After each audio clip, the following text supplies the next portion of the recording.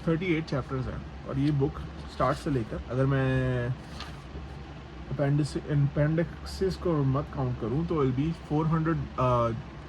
400 pages की book है।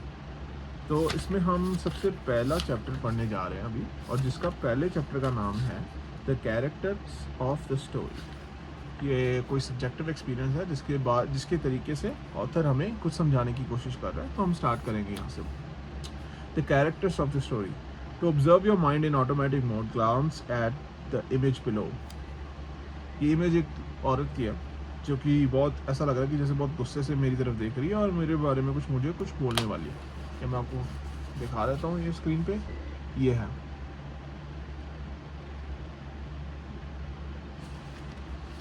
देखने में कुछ ऐसा लग रहा है कि कुछ गुस्से में बोलने वाली है। एकदम से अगर आपकी इस चीज़ पे नज़र जाएगी तो आपकी एक बार अटेंशन ग्रैब करेगी ये चीज़, और आप कहोगे कि ये मुझे कुछ मारने वाली है, ये मुझे थ्रेटन करने वाली है।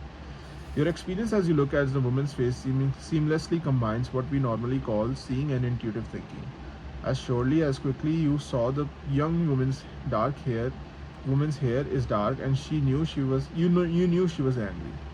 Furthermore, you knew she extended into the future, and you sensed that this woman is about to say something unkind words, probably in the loud, strident voice. So आपने जब ये इस बारे में देखा तो इस पे आपने एकदम से सोच लिया कि ये वुमन प्रॉब्ली गुस्से में है, और ऑथर इस चीज़ को इंट्यूटिव थिंकिंग कहते हैं।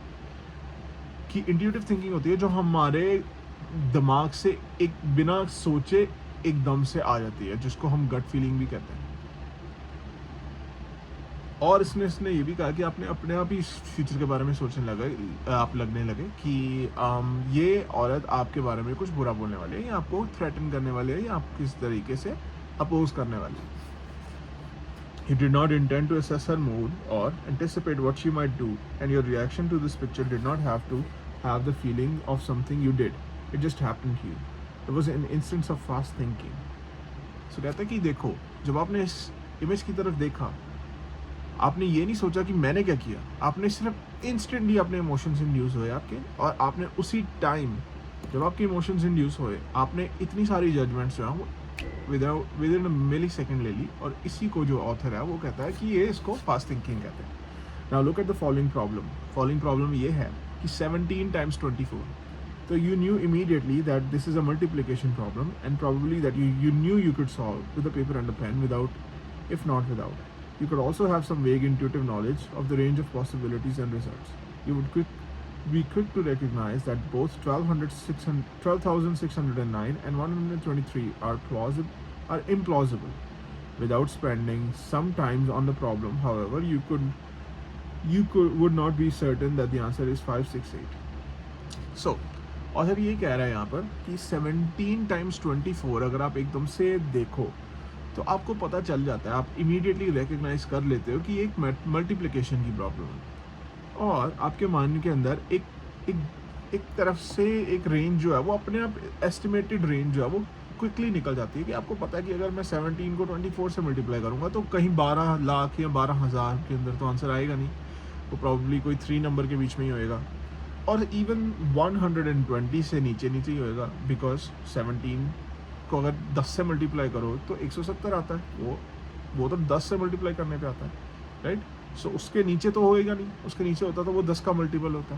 सो ये मेरे माइंड में अपने आप आ गया, और इसके लिए मुझे ज़्यादा थिंकिंग की ज़रूरत नहीं पड़ी, जो कि ऑथर बताता है हमें कि ये आप इमीडिएटली सोच लेते हो। कहते हैं आप थोड़ी देर सोचोगे भी तो भी आपके माइंड में ये नहीं आएगा कि आंसर जो है 568 है। A precise solution did not come to your mind, and you felt that you could choose whether or not engage in the computation. If you have not yet done so, you should attempt multiplication problem now and complete at least part of it.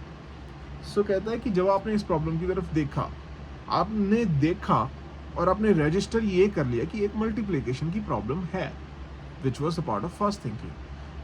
Yet you choose कि आपने उस problem को लिया और उसको solve करने की नहीं करना, वो आपकी थिंकिंग है, आपने उसके बारे में सोचा। सो पहले आपने उस प्रॉब्लम को पकड़ा, उसको रिकग्नाइज किया कि ये ऐसा है, और ऑल्सो रिकग्नाइज किया कि ये इसका आंसर इतने के बीच में आ सकता है, लाइक 4 से 3 डिजिट्स के बीच में आ सकता है, और ये आपने अपने आप क्या कर लिया। अब इससे आगे आपने जाना है कि नहीं जाना, ये आपने सोचा और उसके ऊपर आपने एक्ट किया।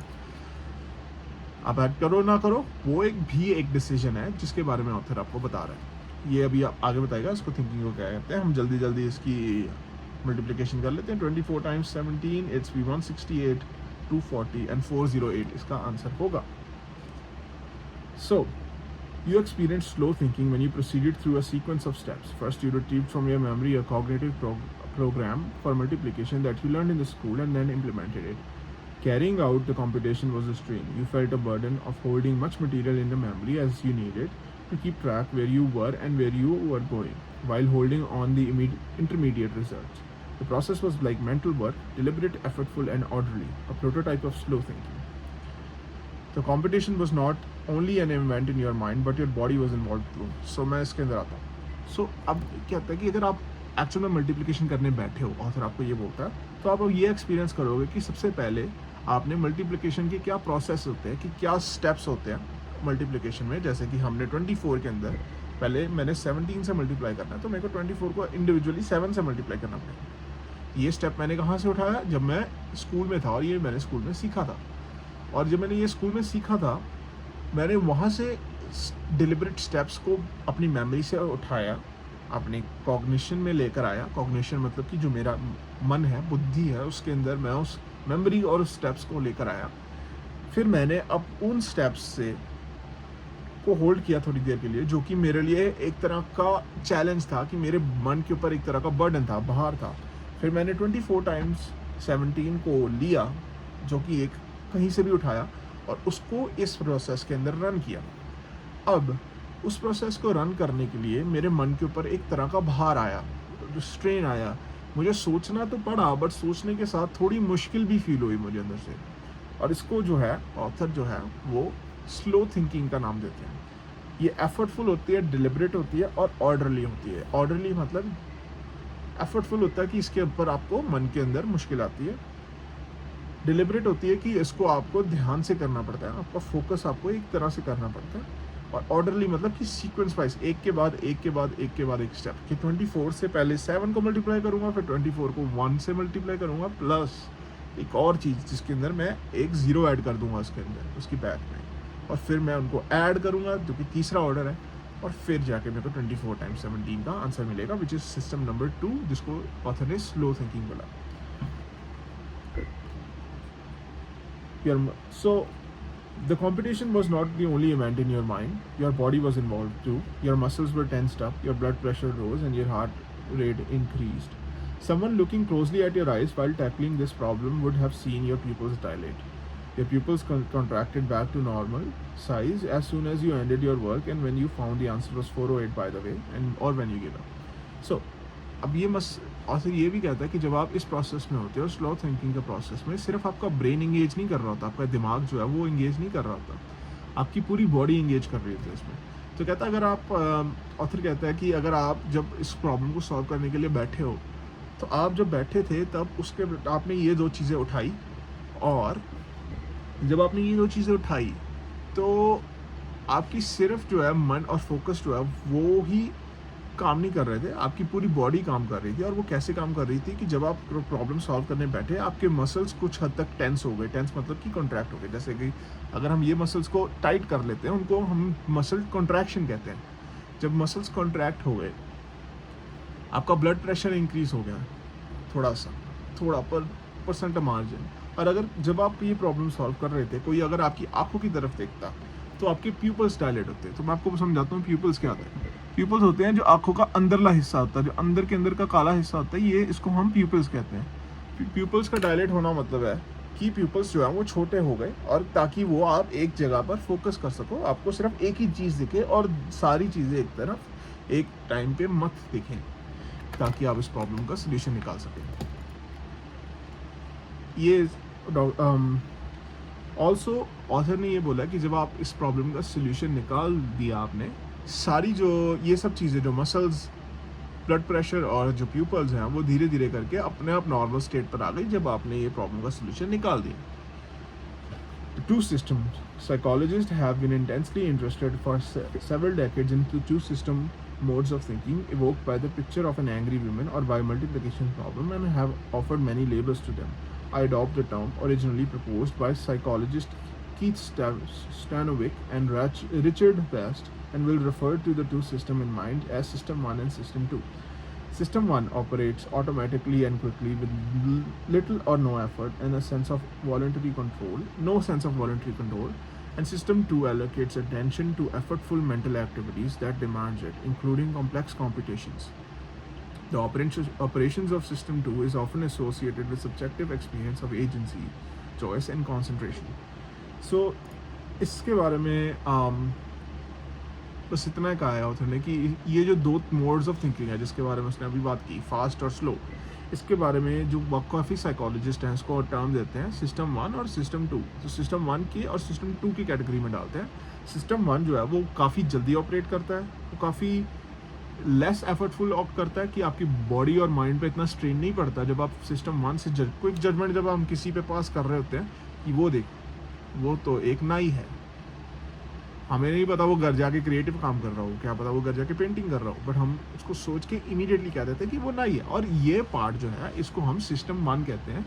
इस बुक में ऐसा रेफर किया गया कि वो सिस्टम 1 के अंदर एलोकेटेड. सिस्टम 2 है जिसके अंदर हम मेंटल दिमाग की एक्टिविटी करते हैं, जिसको हम सोचते हैं. जैसे अभी हमने मल्टीप्लिकेशन की प्रॉब्लम सॉल्व की जिसके अंदर हमको थोड़ा सोचना पड़ा प्रॉब्लम के बारे में, कुछ स्टेप्स को रिट्रीव करना पड़ा अपनी माइंड की मेमोरी से, और उसके बाद हमने उस मेमोरी के अंदर एक स्टेप प्रोसीजर को एक मेन ब्रेन के अंदर लेकर आए और उस प्रोसीजर को हमने इस प्रॉब्लम के साथ कंबाइन किया, जो कि दो डिफरेंट चीज़ों को कंबाइन करना है, और इसको उसने सिस्टम 2 के अंदर एलोकेट किया. The level of system 1 and system 2 are widely used in psychology, but I go further than most books which you can read as psychodrama with 2 characters. When we think of ourselves, we identify with system 2, the conscious and reasoning self that has beliefs, makes choices, or decide what to think about and what not to think, what to do. Although system 2 believes itself to be where the action is, the automatic system 1 is the hero of the book. I describe the system 1 as effortlessly originating impressions and feelings that are the main source of explicit beliefs and deliberate choices of system 2. So, जब हम अपने बारे में सोचते हैं तो author ये बोलने की चाह रहा है कि जब हम अपने बारे में सोचते हैं हमें ऐसा लगता है हम जो है सिर्फ सिस्टम 2 से ही सोचते हैं, बिकॉज सिस्टम 2 जो है वो हमारी कॉन्शियस मेमोरी के अंदर आता है और हम उसके बारे में सोचते हैं और फिर हमारी मेमोरी में वो चीज़ रजिस्टर होती है. जब हम सिस्टम नंबर 2 के बारे में सोच रहे होते हैं तो हमारे कॉन्शियसली हम उस चीज़ के बारे में जब सोच रहे हैं हमें पता है कि हम उस चीज़ के बारे में सोच रहे हैं, बट कभी कभी जो एक्चुअल में होता है कि सिस्टम 2 जो होता है वो अपने बिलीव्स, आइडियाज़ और वो सब कुछ जो है वो अपने सिस्टम 1 के इमोशंस से लेता है. अब इसका क्या मतलब है? तो हमने बात की सिस्टम नंबर 1 जो है वो ऑटोमेटिक होता है, फास्ट होता है, एक्शन मतलब कि बहुत ज़्यादा जल्दी काम करता है, उसको रिस्पॉन्स के लिए बहुत जल्दी इमीडिएटली अंदर से उसके आ जाती है, इंट्यूशन आ जाती है, वो सिस्टम 1 के अंदर आता है. तो ऑथर ये कह रहा है कि सिस्टम 2 जो होता है वो अपनी बिलीव्स और वो सब कुछ वो सिस्टम 1 से लेता है. कैसे? अभी मैं कैसा फील कर रहा हूँ, अगर मुझे गर्मी लग रही है, पहले मैं सोचता हूँ कि अरे यार पंखा चलाना है, मुझे गर्मी लग रही है, बट मुझे ये फील कैसे हुआ कि गर्मी लग रही है कि नहीं लग रही, वो सिस्टम 1 डिसाइड करता है. और सिस्टम 1 जो है वो इमीडिएटली आउटपुट ला के सिस्टम 2 को देता है कि भाई गर्मी लग रही है बॉडी को. तो सिस्टम 1 सोचता है कि अच्छा गर्मी लग रही है, ये तो प्रॉब्लम है, हमको बॉडी का टेम्परेचर बहुत ज़्यादा इंक्रीज नहीं होने देना, तो क्या किया जाए. सिस्टम 2 कहता है कि अच्छा ये प्रॉब्लम मेरे सामने खड़ी हुई है, अब हमें पंखा चलाना है, तो एक पंखा चलाने के लिए मुझे बटन के पास जाना पड़ेगा, उसको स्विच को ऑन करना पड़ेगा. ये सिस्टम 2 है. बट ऑथर ये कह रहा है कि सिस्टम बिलीव करता है 2 कि मैंने एक्शन लिया है, बट एक्शन जो होता है वो हमेशा सिस्टम 1 लेता है. हम इमीडिएटली और ऑटोमेटिकली एक्शन लेते हैं, हमें सोचने की ज़रूरत नहीं पड़ती in form of the action. और वही इस बुक का हीरो है जिसके बारे में ऑथर बात करेगा. कहते हैं हमारी जो बिलीव्स होते हैं, जो हम सोचते हैं, जिस बारे में हमें बिलीव्स मतलब होता है कि जो चीज़ें हम जिसमें हम बिलीव करते हैं, बिलीव मतलब कि जो चीज़ों के अंदर जैसे हम भगवान में हमारी मान्यताएं होती हैं, जो वो सिस्टम 1 के अंदर होती हैं, वो सिस्टम 1 से आती हैं हमारी मान्यताएं. सो automatic operations of system 1 generate surprisingly complex patterns of idea, but only slower system 2 can construct thoughts in an orderly series of steps. I also describe circumstances in which system 2 takes over, overruling the free-whelming impulses in association with system 1. You will be invited to think that two systems are agents of individual abilities, limitations and functions. So system 1 जो होता है वो कहता है कि काफ़ी complex तरीके से काम करता है, जो कि फास्ट थिंकिंग के अंदर आता है। वो काफ़ी कॉम्प्लेक्स तरीके से ऐसे काम करता है कि वो इमीडिएटली पैटर्न्स को और आइडियाज़ को रिकग्नाइज करता है और वो आपकी सिस्टम 2 की तरफ थ्रो कर देता है। सिस्टम 2 जो है ओवर टाइम उन आइडियाज़ को, डिफरेंट आइडियाज़ को लेता है और उनके बारे में सोचता है कि would this work, would this not work. जैसे मेरे सिस्टम 1 ने 1 2 3 आइडियाज़ थ्रो कर दिए, मेरा सिस्टम 2 आएगा, वो सोचेगा ओके नंबर 1 आइडिया ये शायद काम ना करे, नंबर 2 आइडिया मे बी ये शायद काम ना करे, बट लेट्स सी अगला वाला आइडिया देखते हैं। नंबर 3 अच्छा ये आइडिया काम कर सकता है, बट मुझे इसके अंदर थोड़े स्टेप्स को चेंज करना पड़ेगा। ये सिस्टम 2 करता है, क्योंकि स्टेप्स को चेंज करना है और आइडियाज़ को चूज़ करना है, वो जो है सिस्टम 2 के अंडर आता है। बट सिस्टम 1 जो होता है वो इमीडिएटली आपको आइडियाज़ देता रहता है, आपके आसपास या आपकी जो मन है, वो इंट्यूशन जो है, जो भी आपकी बॉडी ग्रास कर रही है, वो आपको इमीडिएटली थ्रो करता रहता है, सिस्टम 1। अब in rough order of complexities, here are some examples of automatic activities that are attributed to system 1. Detect an object is far more distant than another, or orient the source of sudden sound. Complete the phrase bread and butter. Bread and slash था मैंने butter count कर लिया. Make disgusting face. Make a disgust face when shown the horrible picture. Detect the hostility in voice. Answer 2+2. Read words on the large billboard. Drive on the car on the empty road. Find a strong move on the chess if you are a chess master. Understanding simple sentences and recognizing that meek and tidy soul with passion details resembles occupational stereotype.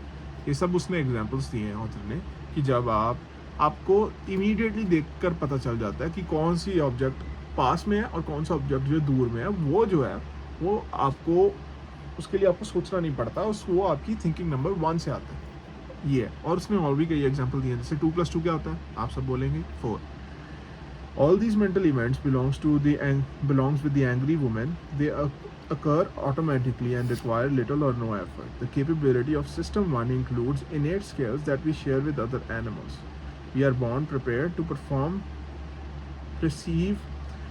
perceive the world around us and recognize objects, orient attention, avoid losses and fear spiders. तो कहता है कि जब हम पैदा होते हैं, हर कोई जो पैदा होता है, हर स्पीशीज़ का प्राणी पैदा होता है, वो मेंटल सेट्स के साथ इकट्ठा ही पैदा होता है। ऑलरेडी उसका ब्रेन इतना डेवलप्ड होता है कि वो उसको चीज़ों के बारे में समझ आती है कि अच्छा ये एक चीज़ पड़ी हुई है, जैसे मैंने ये चीज़ है, ये अगर मैं इस चीज़ को इमीडिएटली देखूंगा, अच्छा मुझे देखने में लगेगा, हाँ दिखने में तो ये चार्जिंग ब्लॉक ही लग रहा है कोई भाई। तो ये सब चीज़ें जो होती हैं वो इनेटली आती हैं और अंदर से ऑलरेडी ऑटोमेटिकली आती हैं जब एक बेबी पैदा होता है। We are born to prepare to perceive the world around us. So ये सब मैं बोल चुका हूँ। And also immediately आपको जब बेबी पैदा होता है उसको स्पाइडर्स से फियर होता है, इनेट फियर होता है, उसके लिए उसको सोचना नहीं पड़ता, उसको भागना है। Other mental activities become fast and automatic through prolonged practice. तो कई ऐसी एक्टिविटीज़ हैं, कई जो ये वाली एक्टिविटीज़ हैं जो कि fear of spiders, recognising object, ये वो सब कुछ, ये जो बेबी है वो ऑलरेडी सीख कर आता है, उसके माइंड में ऑलरेडी प्रिपेयर्ड होता है।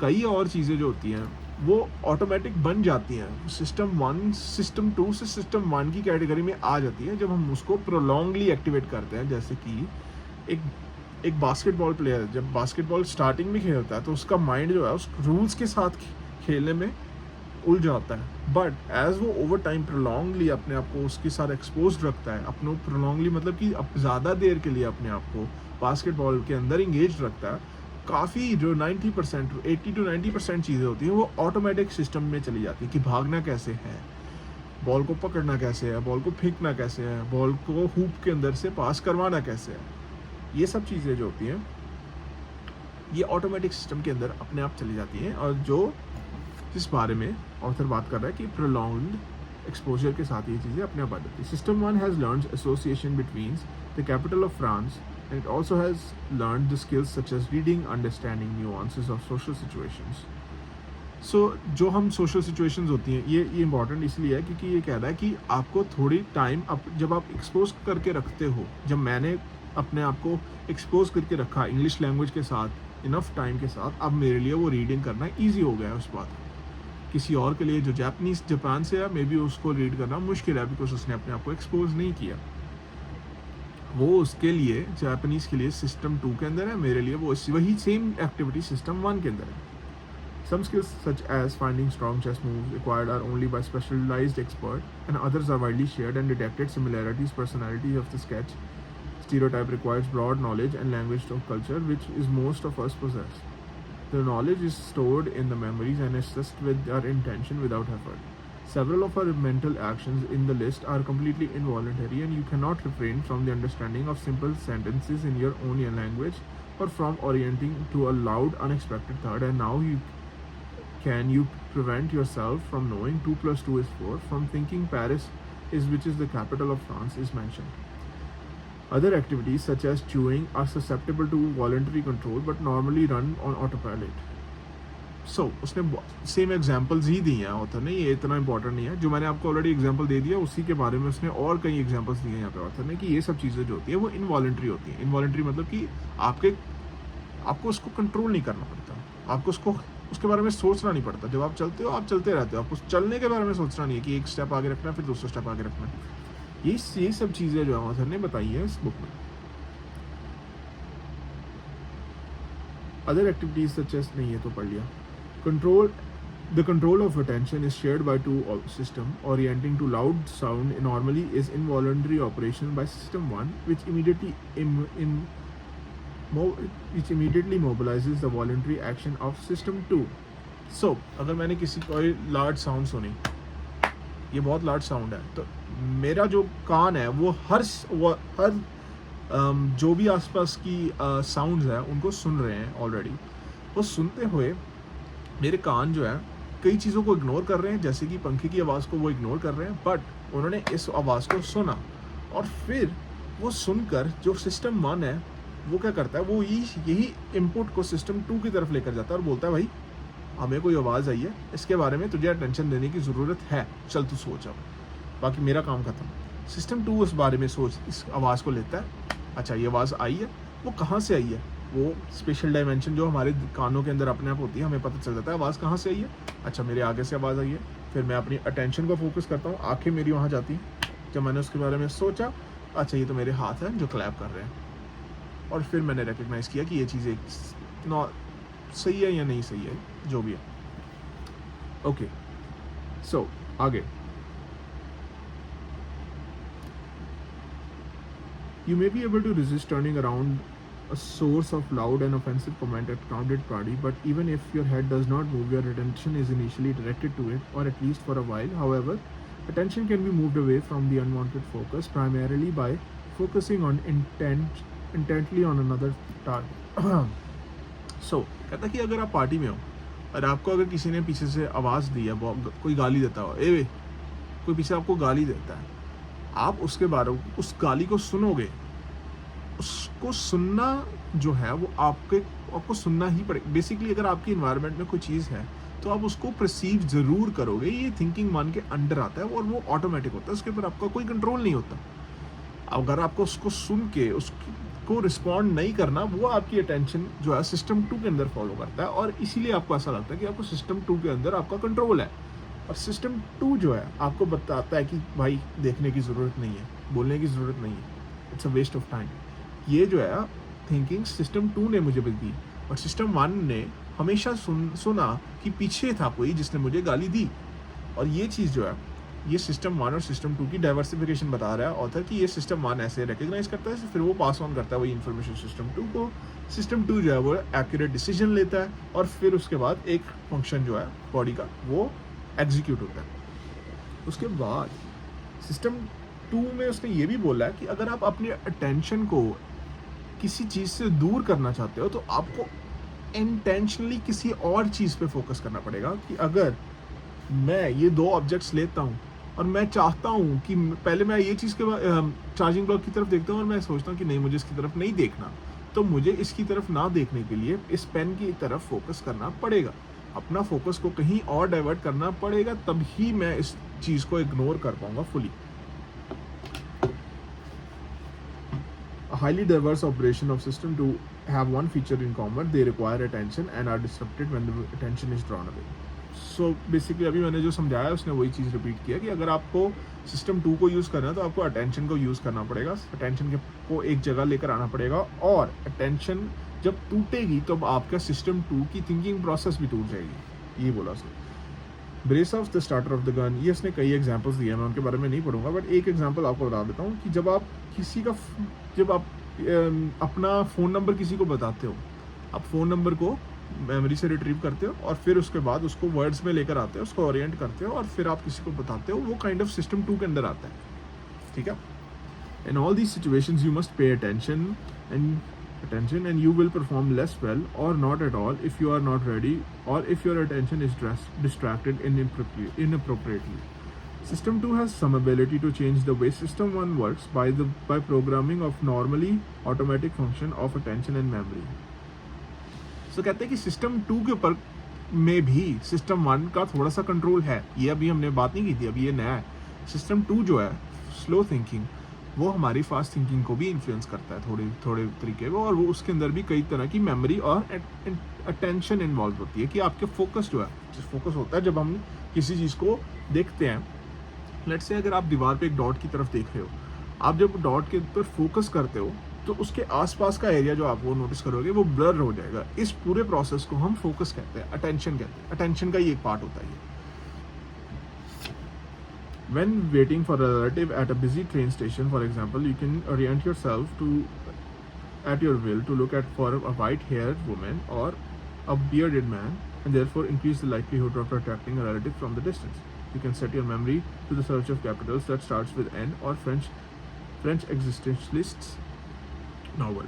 When you rent your car at London Heathrow Airport, or attendant they will probably remind you to drive on the left side of the road over here. In all the cases, you were asked to do something that does not naturally come to you, and you will find that consistent maintenance of set of requires continuous exertions of some least amount of effort. So, अब यहाँ पर जो है author ऐसा बता रहा है कि सिस्टम 2 का सिस्टम 1 के ऊपर कंट्रोल कैसे होता है। लेट्स से आप कहीं रिलेटिव्स को ट्रेन स्टेशन से पिकअप करने जाते हो, अकेले हो आपको याद है वो कैसे दिखते हैं, बट आपने बहुत टाइम पहले देखे हैं। बट आपको इतना पता है कि हाँ, जो मेरी रिलेटिव है, जो वुमेन रिलेटिव है, उनके बाल जो है वो पूरे वाइट है, और जो मेल रिलेटिव है उनकी दाढ़ी बहुत बड़ी है।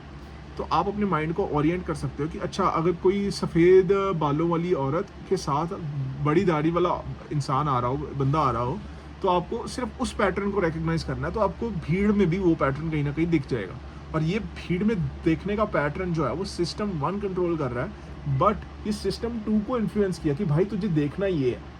सिस्टम 2 को उसने ऐसे बोला कि ये 2 चीज़ वेरिएबल्स हैं जिसके ऊपर फोकस करना है, और फिर सिस्टम 2 ने उसकी तरफ देखा, सिस्टम 1 ने उसकी तरफ देखा, सिस्टम 1 ने उसने देखा, और फिर आपको रिलेटिव्स ईजिली मिल गए। इसके बारे में ऑथर कह रहा है कि अगर आपने ये काम किया है तो आप इस सिस्टम 2 से सिस्टम 1 को इन्फ्लुएंस कर रहे हो, बट इसमें आपको थोड़ा सा एफर्ट, जो थोड़ा सा आपको परेशानी ज़रूर फील होती है माइंड के अंदर, और उसको हम आई डोंट नो क्या कहते हैं, आगे जाके बात करेंगे इस बारे में। और often used phrase pay attention is apt. You dispose of a limited budget of attention that you allocate to activities, and if you try to go beyond your budget you will fail. कहता है कि जो attention होती है हर किसी की, focus करने की क्षमता होती है हमारे दिमाग में, ध्यान देने की क्षमता जो होती है हर किसी के मन में, वो एक लिमिटेड दिन में हर किसी के पास लिमिटेड होती है। एंड अगर आपके पास एक डेली बजट होता है, अगर आप बजट से ज़्यादा जाओगे तो आपका जो है माइंड वो स्टॉप हो जाएगा। The often used phrase pay attention is apt. You dispose of the limited budget of attention that you allocate to the activities, and if you try to go beyond your budget you will fail. It is a mark of effortful activities that they interfere with each other, and which is why it is difficult or impossible to conduct several tasks at once. So इसीलिए author कहता है कि जब हम किसी चीज़ के ऊपर focus करते हैं, अपना ध्यान किसी जगह लेकर आते हैं, वो एक एफर्टफुल एक्टिविटीज़ है कि वो मन के ऊपर एक दबाव डालती है, और इसी दबाव के कारण हमें पता चलता है कि ये 2 जो सिस्टम्स हैं एक दूसरे से बात करते हैं। बट ये एक दबाव जो है हम एक सर्टन लेवल तक फील कर सकते हैं, हर किसी का डिफरेंट होता है, बट एक ये जो दबाव है वो सर्टन लेवल तक फील कर सकते हैं। इसीलिए वो कहता है कि हम जब अपना एक ये दबाव को लेकर एक जगह पर किसी पर फोकस करते हैं और उस चीज़ के बारे में सोचने की शुरू करते हैं, तो हमें ये फील होता है कि ये जो एक्टिविटीज़ जो हैं उसके अंदर एक तरह का दबाव है, और अगर हम 3-4 चीज़ों को लगातार एक टाइम पे करने की कोशिश करें तो ये एफर्ट जो है वो बहुत जल्दी ख़त्म हो जाता है। और इसीलिए वो लोग कहते हैं कि आप एक टाइम पर एक ही जगह पर फोकस कीजिए, ताकि आपका एफर्ट जल्दी ख़त्म ना हो और एक काम को तो एटलीस्ट आप अच्छे से पूरा कर सकें, नहीं तो आप दोनों नहीं कर सकें। और ये इसी के अंदर ऑथर ये भी कहता है कि जब आप गाड़ी चला रहे हो, तो अगर आपको गाड़ी चलाते हुए आप किसी बिजी स्पॉट के अंदर हो जिसके अंदर आपको फोकस की बहुत ज़्यादा ज़रूरत पड़ रही है, अगर मैं आपसे पूछूंगा 17 टाइम्स 24 आप नहीं कर पाओगे, which is highly likely because effort जो है वो काफ़ी ज़्यादा इन्वॉल्व होता है इस केस में। और इसीलिए कहता है कि ऑथर हमें ये बताता है कि हम मल्टीटास्किंग नहीं कर सकते ह्यूमंस। कहता है कि अगर आप लो एफर्टफुल एक्टिविटीज़ कर सकते हो, कि जैसे कि अगर आप स्ट्रेट हाईवे के ऊपर गाड़ी चला रहे हो तो आप साथ साथ किसी से बात कर सकते हो या गाने सुन सकते हो, क्योंकि उसमें इतना एफर्ट नहीं लगता है। बट अगर आपको मैं मैथमेटिकल कंपटीशन दे दूंगा लाइक 17 टाइम्स 24, वो आप चीज़ कैरी आउट नहीं कर पाओगे। Everyone has some awareness of limited capacity of attention. Our social behavior makes allowance for these limitations. When driver of the car is overtaking a truck on a narrow road, for example, adult passenger quite sensibly stops talking, and they know that distracting the driver is not a good idea. So they also suspect that he is temporarily deaf and will not hear what you're saying. So इसमें इसने बारे में बात की है कि author कह रहा है कि जब आप गाड़ी चला रहे हो और आपके साथ कोई इंसान बैठा है, तो दूसरे लोगों को भी इस अटेंशन मैकेनिज्म को बारे में पता होता है, और वो जानते नहीं है, उनको इस बारे में पता है, बट कहीं ना कहीं उनको इस बारे में पता होता है।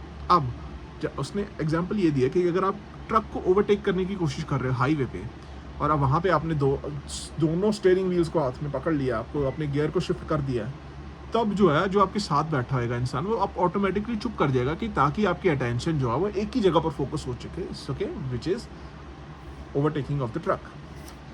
Intense focus on a task can make people effectively blind and even stimuli that is normally attract attentions. Most dramatic demonstration was performed by Christopher Krebs, Daniel Simmons in their book Invisible Gorilla. They constructed a short film of two teams passing basketballs, one team wearing white shirts and another team wearing black. The viewer of the film is instructed to count the number of passes made by a white team, ignoring the players, and this task is difficult and completely absorbing. Halfway through the video, the woman wearing a gorilla suit appears, crosses the court and thumps the chest and moves on. The gorilla is in the view for 9 seconds, and many thousands of people have seen the videos, and about half of them do not notice anything unusual. It is counting task, and especially the instructions to ignore one of the team that causes the blindness. No one who watches the video without that task would miss the gorilla. Seeing the orientation are automatically function in system 1, and they depends on allocation of some attention and retrieve relevant stimuli. The author notes that the most remarkable observation of the study is that people find the results very surprising. Indeed, when the viewer who failed to see the gorilla are initially sure that it was not there, and they cannot imagine missing such a striking event. The gorilla study illustrates that two important facts about our mind: that we can be blind to obvious, and we are also blind to our blindness. So, ये बहुत एक interesting चीज़ है। आपने एक video देखी होगी, मैं उसका लिंक आपको डिस्क्रिप्शन में दे दूंगा, कि एक टास्क आपको दिया जाता है, आप एक वीडियो की तरफ देखते हो, तो आप ये देखते हो कि कौन सी टीम, 2 टीम्स होती हैं बास्केटबॉल के अंदर, और ये आपको बताया जाता है, कुछ ऐसा होता है कि आपने टीम्स के आउटकम के ऊपर फोकस करना होता है, जैसे कि कौन सी टीम ने बॉल को कितनी बार पकड़ा या कितनी बार फेंका, आपको ये वीडियो दिखाई जाती है।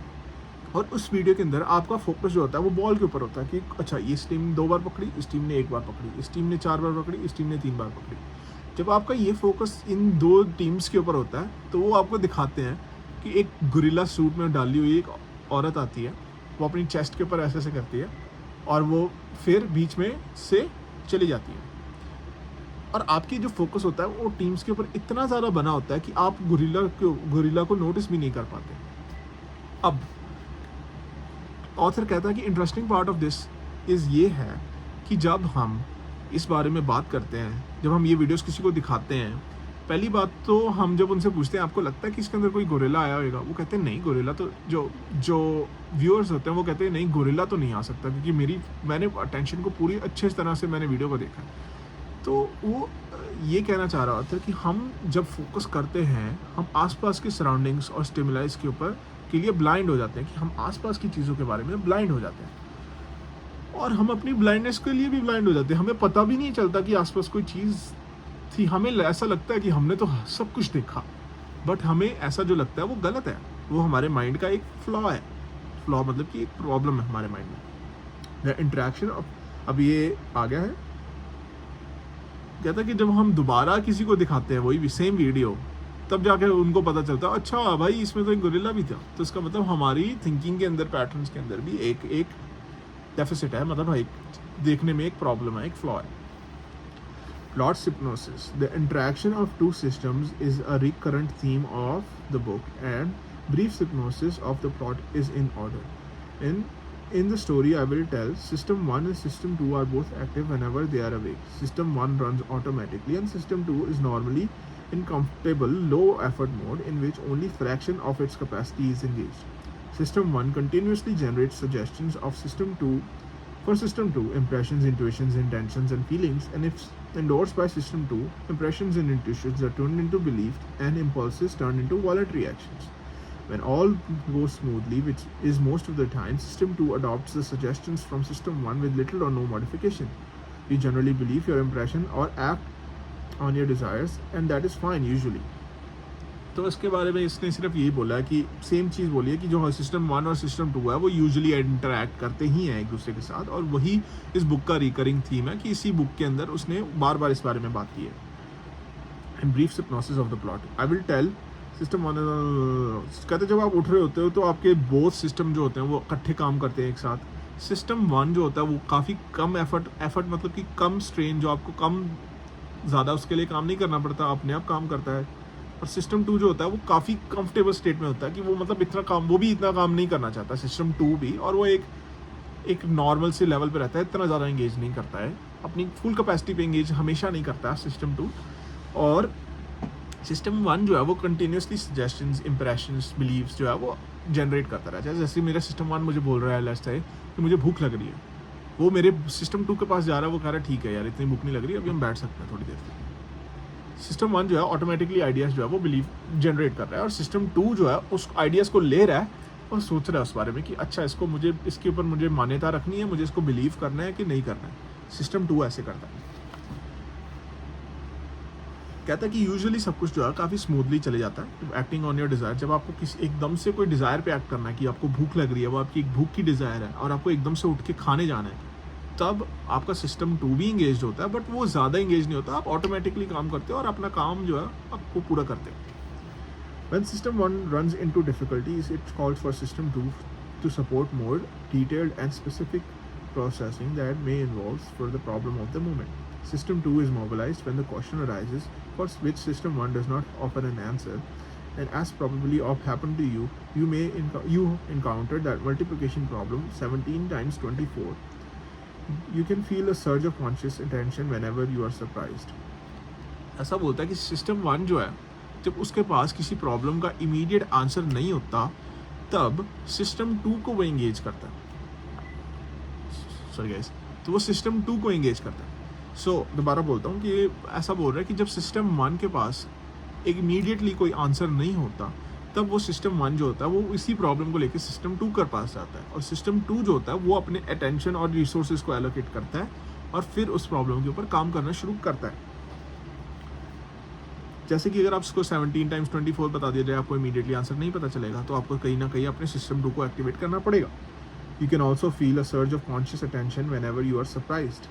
System 2 is activated when an event is detected that violates the model of System 1 that maintains. ये भी इंटरेस्टिंग है। वो कह रहा है सिस्टम 1 जो है जब किसी चीज़ की तरफ देखता है और हैरान हो जाता है किसी चीज़ को देख के, क्योंकि ये तो ऐसा लग रहा है कि ये तो ऐसी चीज़ मैंने आज तक कभी देखी ही नहीं, तब भी सिस्टम 2 एक्टिवेट हो जाता है। जब लेट से मैंने ऐसा पेन देखा और मैंने पेन आज तक कभी पहले देखा ही नहीं, तो मैं इसकी तरफ देखता ही रहूँगा, भाई ये क्या है। और उस केस में सिस्टम 1 जो है उसके आसपास की जो रियलिटी है उसमें ये फिट नहीं हो रहा। मतलब कहने का मतलब ये है कि सिस्टम 1 जो है उसको लग रहा है ये चीज़ तो मैंने आज तक देखी नहीं है, तो ऐसा लग रहा है कि ये दुनिया से बाहर की चीज़ है कहीं। और फिर सिस्टम 2 इंगेज होता है और फिर कहता है हाँ भाई ये तो हम फर्स्ट टाइम देख रहे हैं, इसके अंदर देखते हैं कि क्या क्या चीज़ इससे ये बना है। इसके अंदर इंक है, प्लास्टिक है, ये वो नीडल है, सब कुछ. सो System 2 is activated when an event is described violates the model of System 1. It maintains in the world lamp does not jump, cats do not bark, gorillas do not cross basketball courts. Gorilla experiment demonstrates that some attention is needed for surprising stimuli to be detected. Surprise then activates and orients your attention, and you will stare and you will search your memory for a story that makes sense for the surprising events. System 2 is also credited with the continuous monitoring of your own behavior and control that keeps you polite when you're angry, alert when you're driving in the night. System 2 mobilizes to increase effort when it detects an error about to be made. तो इसमें बस यही कह रहा है कि जब surprising stimuli होता है कोई, उसको फिर सिस्टम 2 इंगेज ऐसे करता है कि अच्छा ये यहाँ पर चीज़ जो है वो दिखने में सेंस बना रही है. सो मे बी पास्ट में मेरे साथ कभी ऐसा हुआ है कि सेंस बनाई होगी. इसीलिए वो कहते हैं गोरिल्ला एक्सपेरिमेंट में जब हम पहले उनसे पूछते हैं तो वो कहते हैं पहले हम जब पार्टिसिपेंट से पूछते हैं कि आपने कोई गोरिल्ला देखा था, वो कहते हैं कि गोरिल्ला तो हमने नहीं देखा. तो फिर जब उनको दोबारा वीडियो दिखाई जाती है तो फिर जब वो देखते हैं कि सच में गोरिल्ला भाई वहाँ पे था, मैंने बस देखा ही नहीं, फिर उनके माइंड जो है सिस्टम 2 एंगेज हो जाता है और फिर वो उस बारे में सोचना शुरू करते हैं. System 2 is mobilised to increase effort when it detects an error about to be made. Remember at the time when you almost blurted out offensive remark, and note how hard you work to restore control. In summary, most of what your system 2 thinks do originates in your system 1, but system 2 takes over the things when it's difficult, and it's normal. It normally has the last word. So कहता है कि जब आपने कभी notice किया कि जब आपके मुंह से कभी गाली निकलने वाली ही हो, आपने एकदम से उसको कंट्रोल कर लिया, वो सिस्टम 2 जो है वो सिस्टम 1 के ऊपर अपना एफर्ट मोबिलाइज कर रहा है, कि कंट्रोल मोबिलाइज कर रहा है कि हाँ इस सिचुएशन में ऑटोमेटिकली गाली निकल रही है मेरे मुंह से, बट मुझे कंट्रोल करना पड़ रहा है. वो एक तरह का मैंने अपने आप को होल्ड बैक करके रखा हुआ है, उसके अंदर सिस्टम 2 इंगेज होता है. The division of labour between system 1 and system 2 is highly efficient and it minimises effort and optimises performance. System 1 और सिस्टम 2 के बीच में जो काम होता है वो इतने अच्छे तरीके से होता है कि कम से कम ताकत लगे और ज़्यादा से ज़्यादा परफॉर्मेंस मिल सके. The arrangement works well. The arrangement works well most of the time because system 1 is generally very good at what it does. Its models of familiar situation are accurate. Its short-term predictions are usually accurate as well. Its initial reactions are reaction to challenge is swift and generally appropriate. System 1 जो generally काम करता है वो बहुत अच्छा काम करता है. इमीडिएटली चीज़ों को रिकग्नाइज करना, स्विफ्टली चीज़ों को पकड़ना, एक्यूरेट शॉर्ट टर्म प्रेडिक्शंस जो है वो शॉर्ट टर्म प्रेडिक्शंस जो छोटे समय के लिए प्रेडिक्शंस करता है, सिस्टम 1 जो है एकदम से सोचता है किसी भी चीज़ के बारे में, वो बहुत अच्छे तरीके से सोचता है. बट कभी कभार उसमें कुछ ऐसे फ्लॉज होते हैं. System 1 has biases, however systematic errors that are prone to make specific circumstances. But author ऐसा बोल रहा है कि सिस्टम 1 के अंदर कुछ ना कुछ ऐसी बायसेस होती हैं कि जब हम एक चीज़ को ज़्यादा देख लेते हैं और दूसरी चीज़ को कम देखते हैं, लेट्स से, बट एक्चुअल में वो चीज़ें इक्वल होती है. जब हम किसी का नापतोल ऊपर नीचे कर लेते हैं, वो जो है वो इमीडिएट सिस्टम 1 से आता है. वो जो नापतोल के अंदर जो गलतियां हैं वो सिस्टम 1 के अंदर आती हैं, और वो जो है गलतियों को रिकग्नाइज करने के लिए हमें सिस्टम 2 को एंगेज करना पड़ता है. कभी कभार sir as well as we shall see it sometimes answers easier questions than the ones it was answers. It has little understanding of logic and statistics. One further limitation of system 1 is that it cannot be turned off. If you're shown a word on the screen that language you can read, you will read it unless your attention is totally focused somewhere else. तो कह रहा है कि system 1 होता है वो generally जो होता है वो एक्टिवेटेड होता ही होता है. आप उसको इग्नोर नहीं कर सकते, आप उसको कम्प्लीटली शट डाउन नहीं कर सकते. अगर मेरे कमरे में कोई आवाज़ है मैं सुनता ज़रूर रहूँगा, बट कहीं कुछ प्रकार का सिस्टम 2 एक्टिवेट होएगा, वो कहेगा इसके बारे में मत सोच, और मैं अपनी फोकस को कहीं और एलोकेट करूँगा, तब जाके मैं उस चीज़ को इग्नोर कर पाऊँगा. सो अब हम नए टॉपिक पे आ गए हैं जो है कॉन्फ्लिक्ट का topic. Figure 2 is a variant of classic experiment that produces a conflict between two systems. You should try the exercise before reading on. ये मैं एक्सरसाइज नहीं रीड करूँगा, ये मैं आपको एक्सरसाइज स्क्रीन पे दिखा दूँगा, और अगर आप उसको पॉज करके देख लें और उसको रीड करें. इसके बारे में सिर्फ इतना ही ऑथर ने कहा है कि आपको जब इसको पढ़ेंगे आपका कहीं ना कहीं सिस्टम 2 भी इंगेज होएगा, जो कि एक तरह का कॉन्फ्लिक्ट है of what you are reading and where the things are. So आपको पता चलेगा कि जो आप रीड कर रहे हो और जो आप उसकी एक्चुअल पोजीशन है वो डिफरेंट है, ठीक है। ये कॉन्फ्लिक्ट के अंदर इसने सिर्फ इसके बारे में ही बताया कि जब आप दो चीज़ों को कनेक्ट करते हो उसके अंदर आपको कहीं ना कहीं सिस्टम 2 के बारे में को इंगेज करना पड़ता है। अब मैं यहाँ से शुरू करूँगा। Conflict between automatic reaction and intention to control it is common in our life. We all are all familiar with the experience of trying not to stare at oddly dressed couple at the neighboring table in the restaurant. We also know that what it is like to force our attention on the boring books when we constantly find ourselves returning to the point at which the reading is lost to its meaning. So, where winters are hard, many drivers have memory of their cars skidding out of control on the ice or struggle to follow well-rehearsed instructions that they negate. We would actually naturally do, stare into the skids, whatever they do not touch the brakes. Every human being has had these experiences of not telling someone to go to hell, and one of the tasks of system 2 is to overcome impulses of system 1. In other words, system 2 is in charge of self control. So कहता है कि there's a conflict between automatic reaction and intention of control.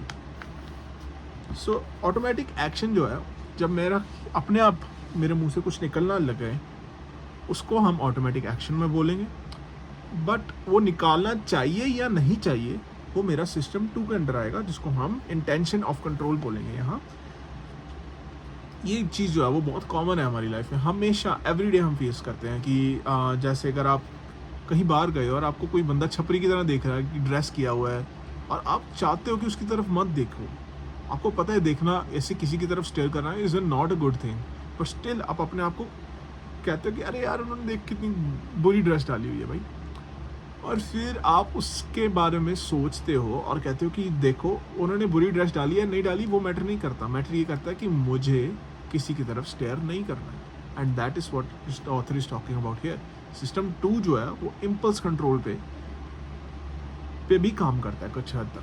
हमारी impulses जो है वो system 1 के under आती हैं, जो सिस्टम 2 है वो इनको कंट्रोल करता है कि भाई इस कॉन्टेक्स्ट में मत बोलियो, इस कॉन्टेक्स्ट में मत बोलियो, या इस कॉन्टेक्स्ट में एक्शन मत लियो या लियो, लेना या ना लेना वो डिसाइड करता है system 2। Illusions to appreciate the autonomy of system 1 as well as the distinction between impressions and beliefs, take a good look at figure number 3. This picture is unremarkable. 2 horizontal lines of different length with fine pendant pointing in different directions. The bottom line is obviously longer than the one above, and that is what we shall see, and we naturally believe what we see. So author ने ये book में अंदर दिया हुआ है कि आपको इसमें से छोटी लाइन या बड़ी लाइन कौन सी लग रही है। छोटी लाइन तो मुझे ऊपर वाली लग रही है, बड़ी लाइन जो है मुझे दिखने में वो नीचे वाली लग रही है। अब एक सरप्राइजिंग चीज़ आएगी। If you already encountered this image, however, you recognize it is the famous Muller-Lyer illusion. Muller-Lyer illusion. I don't know how to say it. I'm sorry, guys. As you can easily confirm by measuring them with a ruler, the horizontal lines are in fact identical in length. इसके बारे में बोला है कि ये जो line है actual में दोनों लाइंस का साइज एक ही है भाई। जब आप उसको स्केल के अंदर मेजर करोगे दोनों लाइंस का साइज एक ही है, बट आपको दिखने में ऐसा लगा बिकॉज उसकी एरोज जो है वो एक की अंदर की तरफ है एक की बाहर की तरफ है। आपको डिफरेंस फील हुआ कि नहीं बाहर की तरफ के अंदर वो चीज़ जो है वो लंबी दिख रही है और अंदर की तरफ जिसकी एरो है वो छोटी दिख रही है। ये इसको ऑथर इल्यूजन कहता है कि इल्यूजन है एक तरह का जिसको हम माया भी कहते हैं। Now that you have measured the lines, your system 2 and conscious being you call I has new belief. You know that the lines are equally long. System 2 जो आपका मैं है, मैं मतलब आपका I, जिसके जो आप खुद को रिकॉग्नाइज करते हो, जो आप लाइक अपने बारे में सोच रहे होते हो, उसको मैं बोलते हैं। If asked about the length, you will say what you know, but you still see that the bottom line is longer. You have choice to believe that measurements, but you cannot prevent system 1 from doing its own thing. You cannot decide to see the lines equal. Although you know they are, to resist the illusion, it's the only thing you can do is you must mistrust your impressions of the length of lines and when the fins are attached to them.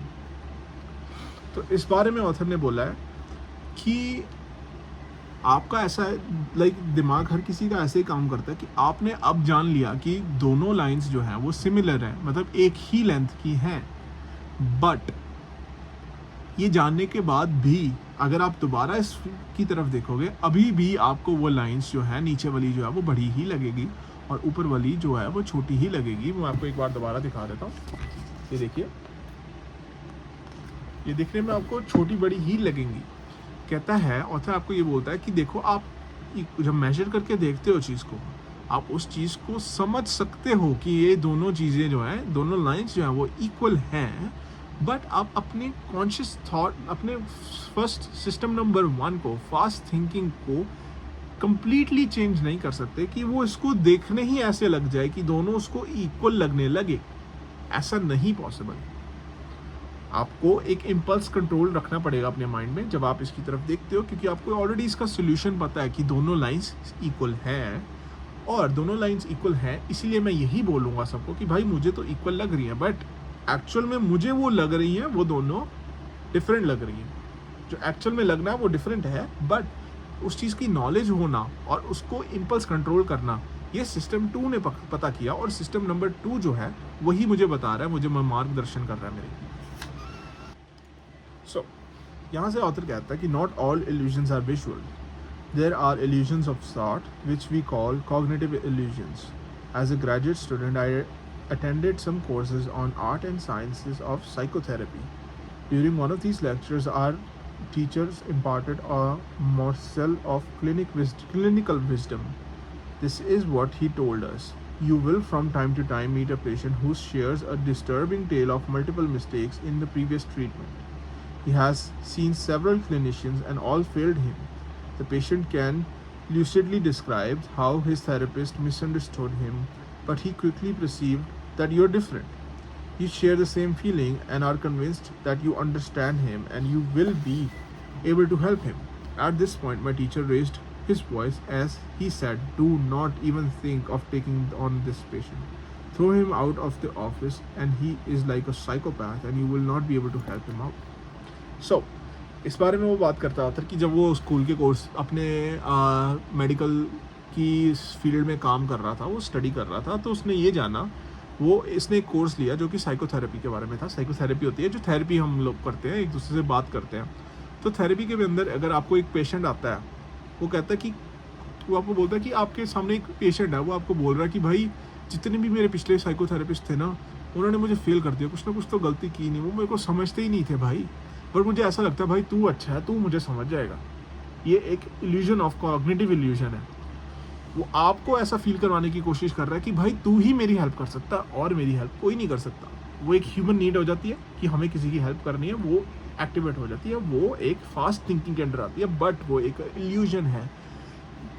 यहाँ पर teacher अपनी voice race करता है author की class के अंदर और वो बोलता है कि भाई ऐसा पेशेंट कभी मत लेना। आपने भी कभी ना कभी रिकग्नाइज़ किया होगा कि कोई ना कोई आपको बोलता है कि भाई मेरी मदद तो सिर्फ तू ही कर सकता है, भाई मुझे थोड़े पैसे दे दे, मेरा तो किसी ने मदद नहीं की, भाई तू ही मदद कर सकता है मेरी, सिर्फ तू ही कर दे प्लीज़। ये आपको कॉग्निटिव इल्यूजन देने की कोशिश कर रहा है। ऐसे लोगों की हेल्प मत करें, बिकॉज आप भी उन्हीं लोगों के बीच में आ जाएंगे कि जिन्होंने उसकी हेल्प नहीं करी किसी न किसी तरीके। That is a part of what author is teaching here, कि सिस्टम 1 इस तरीके से सोचता है कि हेल्प करना अच्छी बात है, मैं भी ऐसा सोचता हूँ, हेल्प करना अच्छी बात है, बट ये एक कॉग्निटिव इल्यूजन है। इससे बच के रहें कि कोई आपको स्पेशली आपको अच्छा फील करा रहा है ताकि वो आपसे हेल्प ले सके, तो उस बंदे की हेल्प मत करें। Many years later, I learned that the teacher has warned us against psychopathic charm. The leading authority in the study of psychopathy confirmed that teacher's advice was sound. The analogy of Mueller's Lear illusion was close. What we were being taught was not how to feel about our patient. Our teacher took it granted that the sympathy we would feel for the patient would not be under our control. It would arise from system 1. Furthermore, we were not taught to be generally suspicious of our feelings about the patients. We were told that strong attraction to the patient with a repeated history of failed treatment is a danger sign, like a fin on the parallel lines. It is an illusion, cognitive illusion. That's one was taught how to recognize it and advised not to believe or act on it. So इसको ही author ने बताया कि ये एक तरीके का psychopathic charm है जो कि साइकोपैथ्स यूज़ करते हैं आप हर किसी के ऊपर. ये इल्यूजन है ऐसे कि जब वो एक लाइन थी, जब उसके फिन्स अंदर की तरफ थे, देखो वो ऐसा बोल रहा है कि टीचर ने आपको बोला कि एक बहुत अच्छी एडवाइस है कि इन लोगों को मत परस्यू करो. एक ये कॉग्निटिव बायस आपके मन में अपने आप आएगा कि एम्पैथी फील होती है किसी के बारे में कि यार इसके साथ इतना बुरा हुआ है, मैं उसकी हेल्प कर देता हूँ.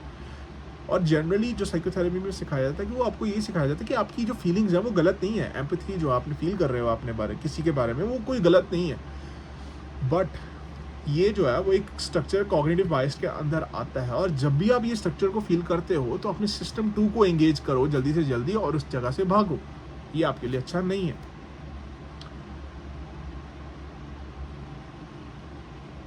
वो सेम चीज़ वो बोल रहा है कि एक कॉग्निटिव इल्यूजन थी. The question that is most often asked about cognitive illusion is whether they can be overcome. The message of these examples is not encouraging because System 1 operates automatically and cannot be turned off at will. Errors of intuitive thoughts are often difficult to prevent. Biases cannot almost always be avoided because System 2 may not have clue about these errors. Even when the cues are likely, errors are available. Error can be prevented only by enhancing monitoring and effortful activities. और number 2, तो ये वैसा बोल रहा है कि देखो कि आपकी लाइफ में काफ़ी ऐसी सिचुएशंस आएंगी जो आपको जहाँ पे आपके सामने ये इल्यूजन्स आ जाएंगी. आप इन इल्यूजन्स को ओवरकम नहीं कर सकते अपने आप. आपको ये नहीं पता चलेगा. सिस्टम 1 है वो ऑटोमेटिकली डिटेक्ट नहीं करेगा कि इस इल्यूजन है कि इल्यूजन नहीं है. वो बस जो भी आपके सामने है उसको डिटेक्ट करके उसके बारे में कोई ना कोई फीलिंग्स बना के आपके सामने रख देगा. आपका मन करेगा कि ऑटोमेटिकली उसके ऊपर एक्ट कर लूँ. भाई सोचने की क्या ज़रूरत है, चलो करते हैं. सो हमारा नेक्स्ट पार्ट जो है वो होएगा यूजफुल फिक्शंस के बारे में. इसके अंदर देखते हैं ऑथर हमें क्या बोल रहा है. So you have been invited to think of 2 systems as agents within the mind with individual personalities, abilities and limitations. तो वो ऑथर ये कह रहा है कि आपको मैं ये चाहता हूँ कि आप 2 systems को एक 2 डिफरेंट लोगों की तरह देखें ताकि जिनके अंदर एक खुद की खामियाँ हैं, खुद की अच्छे कर्म हैं और उनकी खुद की पर्सनैलिटीज़ हैं. I will often use sentences in which systems are the subject such as System 2 calculates the product. So इसमें मैं वो ये कह रहा है कि मैं इस बुक के दौरान कई बार ऐसे शब्द यूज़ करूँगा जिसमें आपको लगेगा कि एक चीज़ ने दूसरी चीज़ को क्या कॉज किया. सो इसका मतलब ये है कि लेट्स से उसने एक लाइन बताई, System 2 कैलकुलेट्स प्रोडक्ट्स. इसका मतलब ये है कि एक चीज़ है जो सब्जेक्ट है जिसने कुछ एक्शन लिया, कर्म किया, विच इज कैलकुलेट्स, और उसके कारण एक प्रोडक्ट आया, System 3. So subject, action and product which is System 2 calculation and product. But वो ये भी बताना चाह रहा है यहाँ पर, the use of such language is considered a sin in professional circles in which I travel because it seems to explain the thoughts and actions of person by thoughts and actions of little people inside person's head. तो वो कह रहा है कि psychotherapy में हम इसको use नहीं कर सकते बिकॉज ऐसा लगता है कि हम ऐसे बात कर रहे हैं कि मेरे मन के अंदर 2 इंसान और हैं जो कि अलग अलग डिसीजंस ले रहे हैं और अलग अलग काम कर रहे हैं. ये चीज़ कन्फ्यूजन पैदा करती है साइकोथेरेपी की फील्ड में. Grammatically, the sentence about System 2 is similar to the butler steals the petty cash. My colleague would point out that butler's actions actually explains the disappearance of cash, and they rightly question whether the sentence about System 2 explains how products are calculated. तो कहता है कि उसने सिर्फ एक example दिया कि like जो मैंने एग्जांपल अभी आपको दिया कि the butler steals petty cash. इसका मतलब मेरे घर से मेरे काम वाले ने छोटा मोटा कैश चुरा लिया. इसका मतलब काम वाला जो था वो एक पर्सन था जिसने एक एक्शन लिया जिसने कैश चुराया, जो कि परफॉर्म किया, एक एक्शन लिया जिससे सर्टन आउटकम आई, जिससे सर्टन कोई वो आई. बट ऐसा ये कह रहा है कि whether the sentence about System 2 explains how products are calculated. My answer is that brief action sentence that attributes calculation System 2 is intended as a description, not an explanation. It is meaningful only because what you already know about the System 2 is shorthand for following. Mental arithmetic is voluntary action and requires effort. and should not be performed while making left turns and is associated with dilated pupils and accelerated heart rate. तो इसका मतलब ये है कि वो कह रहा है कि जो भी मैं बोल रहा हूँ वो एक कॉन्स्ट्रक्ट ऑफ थिंकिंग है, वो एक लिटरल सेंस में उसका कुछ मतलब नहीं बनता कि एक सिस्टम 2 मेरे मन के अंदर ऑलरेडी बना नहीं हुआ जिसको मैं किसी तरह मैप नहीं कर सकता किसी तरह। अगर मेरे ब्रेन को किसी ने खोला तो ये बता नहीं सकता वो कि ये पोर्शन जो है वो सिस्टम 2 के अंदर आता है जो कि स्लो थिंकिंग का होता है, और ये वाला पोर्शन जो है वो सिस्टम 1 के अंदर आता है जो फास्ट थिंकिंग के अंदर होता है। ये जो दो सिस्टम्स हैं, जो हमारा पूरा ब्रेन है, वो एक दूसरे के साथ इंटरेक्ट करता है, एक दूसरे से बात करता है। हर न्यूरॉन जो है एक दूसरे के साथ बात करता है और इसीलिए उसकी कोई ना कोई आउटकम निकलती है। बट वो एक उसके सोचने का तरीका है, ये आउटकम जो है निकली है उसके सोचने के तरीके से ये सिस्टम्स की एक एब्स्ट्रैक्ट आइडिया बना है जिसके कारण हम इन चीज़ों के बारे में सोच सकते हैं अच्छे से। मेंटल अर्थमेटिक, चलो वो तो उसने बोल दिया। Similarly the statement that highway driving under routine conditions is left to system 1 means steering car around a bend is automatic and almost effortless. It implies that experienced driver can drive on empty highway while conducting a conversation. मतलब same चीज़ system 1 के बारे में बोली है कि system 1 जो है वो एफर्टलेस होता है, उसके अंदर इतनी मुश्किल नहीं लगती आपको। अगर आप गाड़ी चला रहे हो हाईवे पे और अगर आप हाईवे खाली है और किसी से बात कर सकते हो, आपको इतने एफर्ट लगाने की जरूरत नहीं पड़ रही, वैसे भी खाली है और आपको बस सीधा ही चलाना है, तो ये सिस्टम 2 के अंदर आता है। It also implies finally, System 2 prevents James from reacting foolishly to insults, means that James would have been more aggressive in response if his capacity for effortful control has been disrupted. उसने same ही example दिया जो हमने पहले example दिया था, वो उसने किसी और कॉन्टेक्स्ट में दिया। System 1 and System 2 are so central to the story that I tell in this book that I must make it absolutely clear they are fictional characters. System 1 and System 2 are not systems in standard sense of entities with interacting aspects of the parts. There is no part of brain that either System 1 would call home or systems would call home. You may as well ask, what is the point of introducing fictional characters with the ugly name into this serious book? The answer is that characters are useful because of some quirks of our mind, your mind. So ये बताना चाह रहा है जो psychotherapist है, वो same चीज़ कह रहा है कि सिस्टम 1 और सिस्टम 2 जो है एक्चुअल में फिक्शनल कैरेक्टर्स हैं, कि वो एक एग्जिस्ट नहीं करते हैं सच में, बट वो हमारे दिमाग का एक तरीका है अब उसको खुद को समझने का, कि उसको स्टोरीज के साथ चीज़ें रिलेट कर ज़्यादा अच्छे से समझ आता है। अगर मेरे सामने इतना कॉम्प्लेक्स फंक्शन हो रहा है, मुझे वो चीज़ समझ नहीं आएगी, बट अगर मैं किसी को नेमिंग दे देता हूँ, जैसे एक तरीके के सोचने को मैं पर्सन 1 बोल देता हूँ और दूसरे तरीके के सोचने को मैं पर्सन 2 बोल देता हूँ, इट्स जस्ट द वे हमारा दिमाग काम करता है कि हमें स्टोरीज से ही कॉन्सेप्ट्स जो है वो समझ आते हैं। A sentence is misunderstood easily if it describes what agent System 2 does and if it describes what something is, what properties has. In other words, System 2 is better subject for sentence than mental arithmetic. The mind, especially System 1, appears to have a special aptitude for construction and interpretation of stories about active agents who have personality, habits, and abilities. You quickly formed a bad opinion about the thieving butler. You expect more bad behavior from him and you will remember him for a while. This is also my hope for the language of the systems. So वो कह रहा है कि system 2 के अंदर एक system 2 जो है वो मेंटल अर्थमेटिक जो है उसके अंदर कुछ लेवल का एफर्ट लगता है, बट वो बेटर आउटकम्स के बाद को लीड करता है। सो इसके अंदर मेरे जो ऑथर है वो ये कहना चाह रहा है कि अगर मैं सेंटेंस में बोलूँ कि इस थिंकिंग के कारण ऐसा हुआ है, वो हमारे लिए समझना ज़्यादा इजी हो जाता है। और सिस्टम 1 जो है वो जब किसी के बारे में सोचता है वो अपनी मन की धारणाएं बना लेता है, और सिस्टम 1 जो है इसी रीज़न के कारण, जब मैंने अभी थोड़ी देर पहले बोला था कि जो काम वाला था जिसने मेरे घर से पैसे चुराए, अब आपके मन ने ऑटोमेटिकली उसको पिकअप कर लिया होगा कि ये काम वाला जो है बुरा है, ये चोरी करता है, ये और भी बुरे काम करता होगा, ये अगर मेरे पास आया तो मेरे पास भी बुरे काम ही करेगा।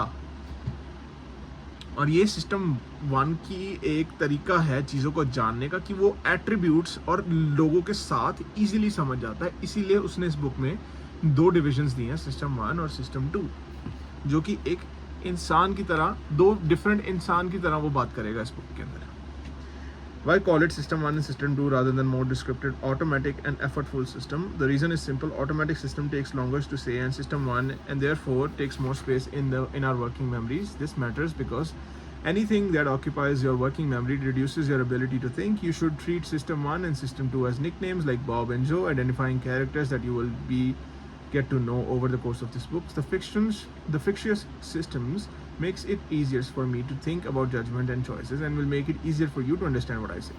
तो ये कह रहा है कि क्यों फिर मैंने ऐसे सिस्टम 1 सिस्टम 2 इसीलिए नाम दिया है क्योंकि अगर मैं सिस्टम 1 को एफर्टफुल थिंकिंग बोलूँ और सिस्टम 2 को क्विक थिंकिंग बोलूँ, जो कि इन्होंने एफर्टफुल और ऑटोमेटिक सिस्टम की बात किया, तो वो कहता है कि मैंने सिर्फ और सिर्फ इसीलिए नहीं किया क्योंकि जब हम ज़्यादा से बड़े वर्ड्स को याद करने की कोशिश करते हैं अपने मन के अंदर, तो वो हमारी वर्किंग मेमोरी के अंदर जाकर बैठ जाते हैं। और वर्किंग मेमोरी जो होती है वो एक लिमिटेड कैपेसिटी की होती है हर किसी की। तो वर्किंग मेमोरी जो है, अगर उसके अंदर बड़े बड़े शब्द यूज़ करूँगा तो मैं एक्चुअल में जो कॉन्सेप्ट्स होंगे उन पर फोकस नहीं कर पाऊँगा। इसीलिए राम और श्याम ये जो है ईजी नेम्स हैं जब हम कहानी सुनाते हैं कोई, ताकि उनकी ईजीली मेमोरी में बैठ भी जाए और उनको ज़्यादा मेमोरी अपनी यूज़ भी ना करनी पड़े, ताकि वो एक्चुअल स्टोरी के ऊपर फोकस कर सकें। और इसी सेम रीज़न से ऑथर ने यहाँ पे इस बारे में बात की है। और वो कहता है कि judgments, choices and everything will be easier to for you to be understand, कि आप इजीली अंडरस्टैंड कर लोगे जब आप इस मेथड के थ्रू आप आगे पढ़ोगे। सो यहाँ पर हमारा चैप्टर खत्म होता है the characters of the story, जिसके अंदर ऑथर ने 2 सिस्टम्स के बारे में बात की है, सिस्टम 1 और सिस्टम 2। सिस्टम 1 को उसने फास्ट थिंकिंग के बारे में बोला है, जो कि काफ़ी ऑटोमेटिक होता है, जल्दी से जल्दी काम करता है। आप जब क्विकली किसी चीज़ को देखते हो और उसके आसपास की एट्रीब्यूट्स को नोटिस करते हो, आप उसके बारे में एक धारणा बना लेते हो, which is system 1 fast thinking. System 2 जो होता है वो इट इज़ मोर एफर्टफुल, जो थोड़ा सा आपके मन के ऊपर एक दबाव डालता है, उसको सोचने के लिए, एग्जीक्यूट करने के लिए थोड़ा टाइम लगता है, और वो एक स्ट्रक्चर्ड तरीके से आउटकम निकालता है, और आपको आइडियाज़ को अरेंज करना, उसको सही कॉन्टेक्स्ट के अंदर लेके आना, वो सब काम जो है वो सिस्टम 2 करता है। और ये 2 कैरेक्टर्स हैं हमारी यहाँ की स्टोरी में, जो उसने ऑथर ने बोला है कैरेक्टर्स ऑफ द स्टोरी, और इस एपिसोड के अंदर हम पहला चैप्टर समझेंगे। Thank you for watching guys. I understand ये मेरी पहली वीडियो है, सो इट मे बी मुझे समझाने में थोड़ा टाइम लगे, but please bear with me and thank you so much for watching. धन्यवाद।